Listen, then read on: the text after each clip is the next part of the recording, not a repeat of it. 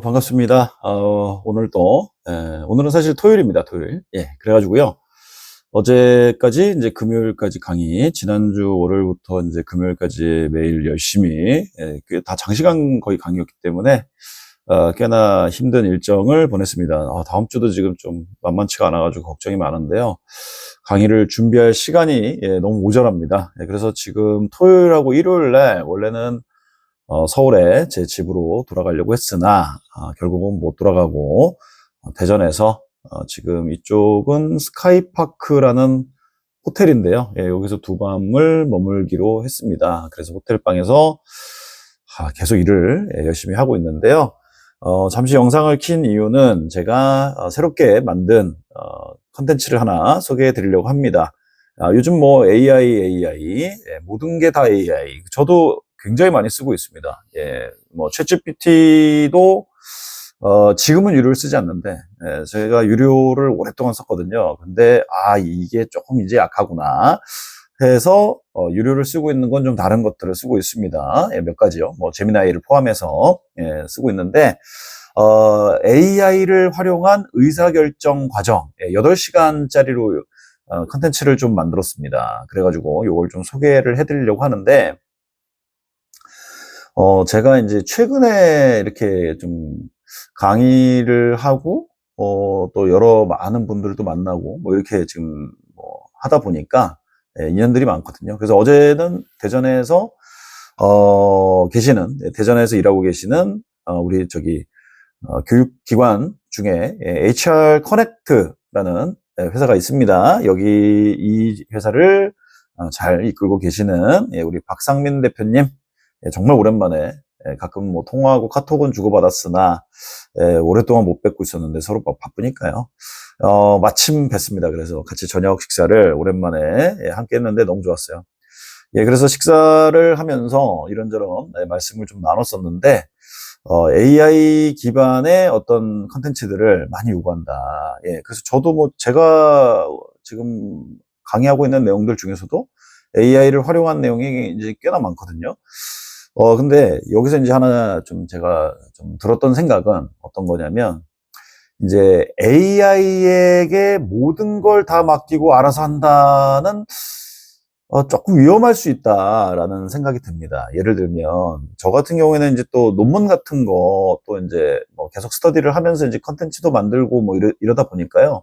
많이 보는데, 제가 잘 알고 있는 토픽들 같은 경우에는 뭐 논문을 금방금방 잘 찾습니다. 그런데 그렇지 못한 영역들이 있죠. 그런 것들은 잘 모르니까 AI에게 시킵니다. 이렇게 이러는 걸로 해서 논문들을 좀 리스트를 나에게 보여달라, 정리해달라, 뭐 이런 것을 한단 말이에요. 그러면은 이제 그걸 받아가지고 제가 또 그러면 있는가 보다 뭐 이렇게 해서 그 내용들이 뭐냐 뭐 이런 또 성격은 아니어가지고 이제 구글 스칼라를 가지고 싹 한번 검색을 해봅니다. 그런데 없는 게 태반이에요.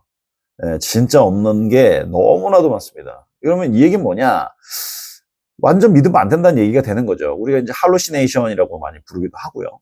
그래서 저는 의사결정 방법을 교육을 하는 데 있어서도 뭐 AI를 활용해서 의사결정을 그냥 하세요 뭐 이런 쪽으로는 조금 위험하지 않나라는 생각을 합니다. 그래서 제가 지금 이제 만든 컨텐츠 같은 경우에는 어떻게 됐냐?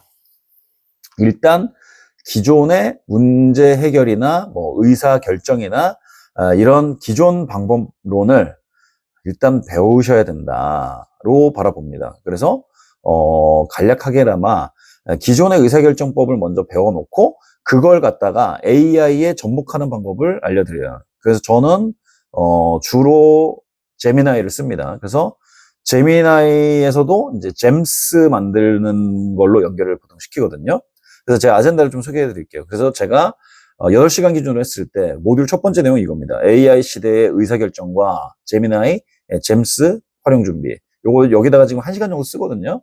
그래서 우리가 예전에 이런 직관에 의한 어떤 의사결정들이 있었잖아요. 뭐 경험이 많아지고 지식이 많아지면 그 직관이 꽤나 훌륭합니다. 근데 지금 세상이 너무 빨리 변하고 막 이러니까 이게 어려워졌어요. 직관에 의존하기가 굉장히 어려워집니다. 그 수많은 정보들 그리고 굉장히 빠른 변화 이런 것들 때문에라도 AI를 의사결정의 보조 수단으로 쓰는 게 당연하지 않은가? 뭐 약간 이런 이제 뉘앙스의 말씀들을 좀 드리고, 그래서 뭐 제미나이 뭐 다들 뭐 쓰신 분 너무 많이 계시지만 혹시나 하는 마음에 제미나이 소개, 잼스 소개 이렇게 좀 잘 간략하게 드리고, 그러고 나서 나의 의사결정을 보조해주는 잼스를 만드는 거를 좀 이렇게 먼저 실습을 합니다.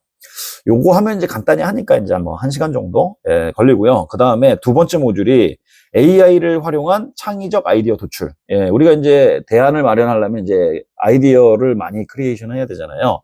자, 그래가지고 AI와 함께 브레인스토밍 하는 거. 요거를 이제 다룹니다. 그래서 이때도 마찬가지예요. 전통적으로 되게 좋은 기법들이 많잖아요. 만다라트도 있고 뭐 스캠퍼도 있고 뭐 다빈치도 있고 뭐 많은데, 요거를 먼저 그래도 알긴 알아야 되니까 요거를 방법에 대해서 간단하게 이해를 시켜드리고 나서, 그러고 나서 뭐를 하느냐, 바로 아이디어 제너레이터 잼스를 만듭니다.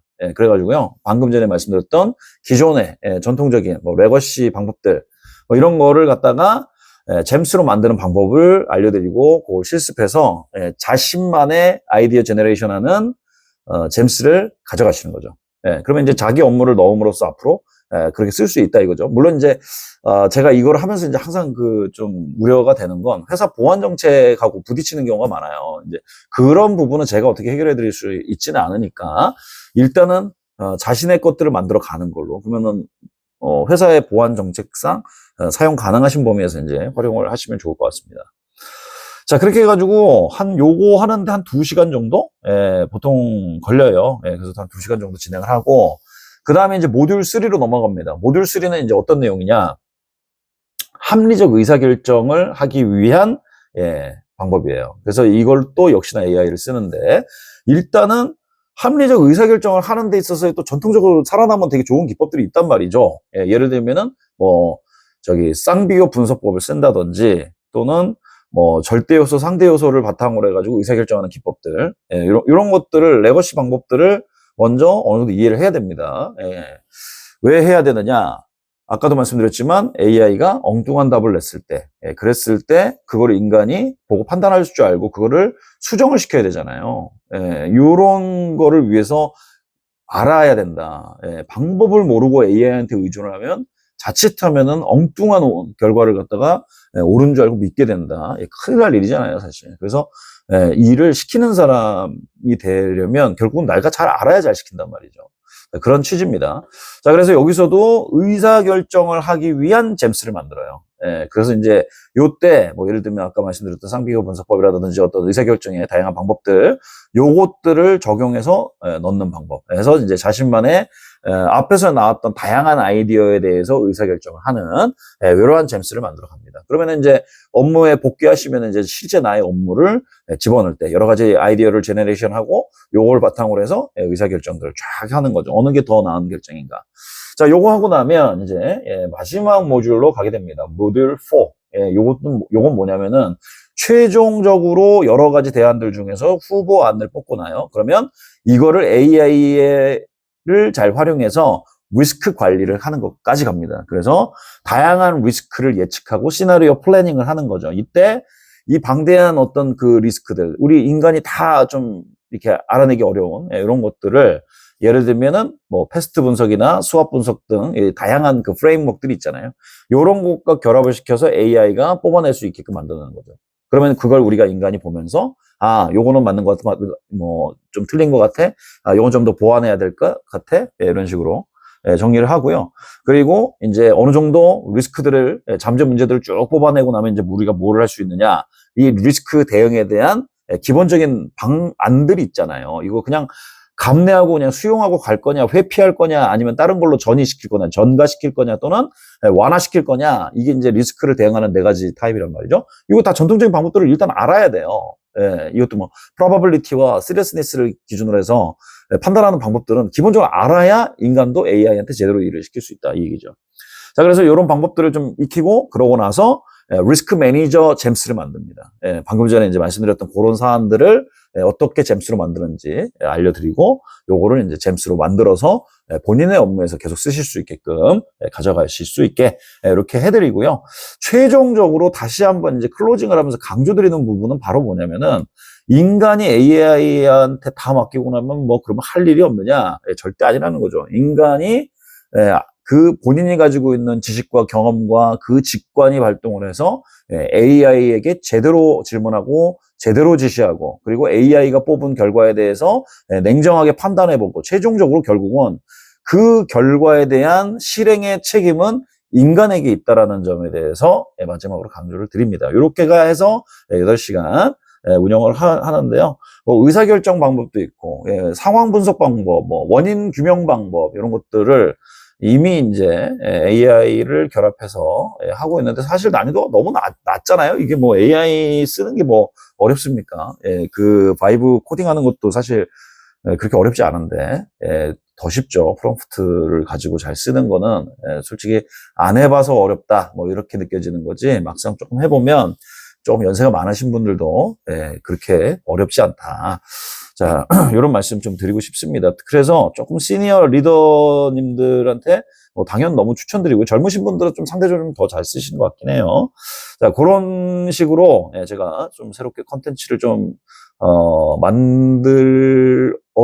만들어 가고 있습니다. 자, 그래서 AI를 활용한 어떤 의사결정 방법이라든지 뭐 문제 해결 방법 이런 것들에 대해서 뭐 조금 내부 구성원들에 대한 뭐 교육 뭐 이런 거 지금 기획하고 계시다고 하면은 뭐 참고를 하시면 좋겠다. 그냥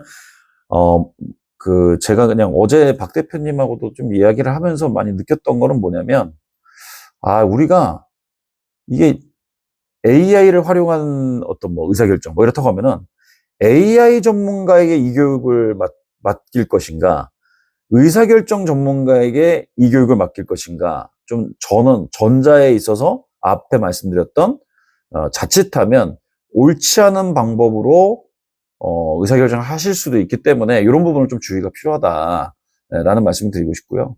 의사결정 전문가들은 AI의 기법을 기존에 자원 방법들에다가 잘 녹이면 되는 거니까 그게 좀 더 안전하지 않은가 뭐 이런 생각을 하게 됐습니다. 물론 제 의견은 무조건 맞다는 건 아닙니다.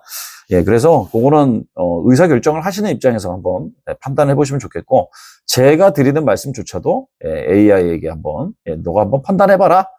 리스크에 대해서 한번 예측해봐라. 이렇게 해보시면 어떨까라는 말씀을 드리면서 오늘 영상 마치도록 하겠습니다. 시청해주셔서 대단히 고맙습니다. 마치겠습니다.